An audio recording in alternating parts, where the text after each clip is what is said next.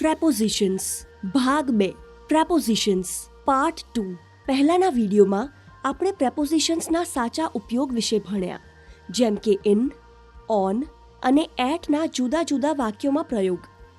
આ વિડીયો આપણને અન્ય પ્રેપોઝિશન્સ જેવા કે અંડર, બિહાઇન્ડ, નિયર, ઇન્ટુ, ઓવરને સમજવામાં મદદ કરશે. આવો અંડરથી શરૂ કરીએ છીએ. આ તસવીર જુઓ. શું તમે જોઈ શકો છો કે બિલાડી ક્યાં છે? હા, બિલાડી ટેબલની નીચે ઊંઘી રહી છે. તો અંગ્રેજીમાં આપણે કહીશું the cat is sleeping under the table. તો અંડરનો અર્થ છે ની નીચે. હવે થોડા અન્ય ઉદાહરણ જોઈએ. The dog is sleeping under the tree. They are standing under the umbrella. The shoes are under the bed. આવો હવે પછીનું પ્રપોઝિશન બિહાઇન્ડ પર ધ્યાન આપીએ. શું તમે જોઈ શકો છો કે છોકરી ક્યાં ઊભી છે? છોકરી ઝાડની પાછળ ઊભી છે. The girl is standing behind the tree. તો બિહાઇન્ડનો અર્થ પાછળ થાય છે. હવે થોડા અન્ય ઉદાહરણ જોઈએ.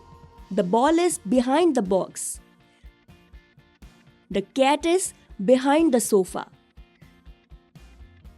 The boy is behind the wall. આવો હવે નિયર વિશે સમજીશું. આ ચિત્ર જુઓ, જે બતાવે છે એક ઘર તળાવની પાસે છે. અંગ્રેજીમાં આપણે કહી શકીએ કે the house is near the pond. હવે તમે સમજી ગયા હશો કે નિયરનો અર્થ ની પાસે થાય છે. હવે થોડા અન્ય ઉદાહરણ જોઈએ. He sat near the door. The keys are near the lamp. The bus stop is near my office. આવો હવે ઇન્ટુનો ઉપયોગ શીખીએ. તસવીર જુઓ. માણસે કચરો કચરાપેટીમાં ફેંક્યો.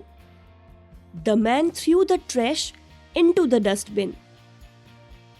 આપણે ઇન્ટુનો ઉપયોગ ત્યારે કરીએ છીએ જ્યારે આપણે કોઈ સ્થાન, વસ્તુની અંદર તરફ જવાની ગતિનો સંકેત આપવા માંગીએ છીએ. હવે થોડા બીજા ઉદાહરણ જોઈએ. The boys jumped into the pool. The car crashed into the wall. She poured the milk into the glass. હવે ચાલો ઓવરને સમજીએ. શું તમે હવાઈ જહાજની તસવીર જોઈ રહ્યા છો? તે ક્યાં છે? હવાઈ જહાજ વાદળોની ઉપર ઉડી રહ્યું છે. The aeroplane is flying over the clouds. તો અહીં ઓવરનો અર્થ છે ની ઉપર. હવે થોડા અન્ય ઉદાહરણ જોઈએ છીએ. He walked over the bridge. The dog jumped over the puddle. The lamp is hanging over the table. હવે જ્યારે આપણે પ્રેપોઝિશન્સ વિશે જાણી લીધું છે, તો અભ્યાસ કરવાનો સમય છે. હવે ચિત્રને જુઓ અને જણાવો કે કયું પ્રેપોઝિશન વાપરવું જોઈએ. વિડીયોને રોકો અને જવાબનું અનુમાન લગાવો. ફરી વિડીયો ચલાવો અને પોતાના જવાબો તપાસો. શું તમે બધાએ જવાબોનું સાચું અનુમાન લગાવ્યું? થોડા અન્ય પ્રેપોઝિશન્સ છે જે વિભિન્ન વાક્યોમાં ઉપયોગ કરવામાં આવે છે. આવો તેમના વિશે જાણીએ. ગુજરાતી વાક્યોની મદદથી જાણીએ કે તેમનો ઉપયોગ વાક્યોમાં કેવી રીતે કરવામાં આવે છે. પહેલું છે વિથ, ની સાથે. મને દૂધની સાથે કોફી પીવાનું પસંદ છે. I like to drink coffee with milk. તે હંમેશા પોતાનું લેપટોપ સાથે લઈને નીકળે છે. He always carries his laptop with him. કૂતરો ખુશીથી તેના નવા રમકડા સાથે રમ્યો. The dog played happily with his new toy. હવે આગળના પ્રેપોઝિશન વિશે જાણીએ.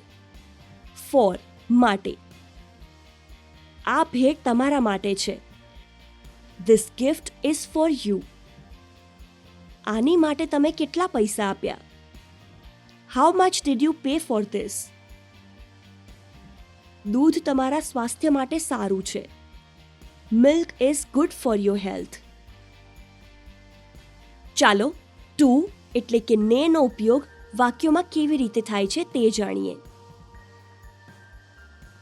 તેણે પોતાના મિત્રને પુસ્તક આપ્યું. He handed the book to his friend.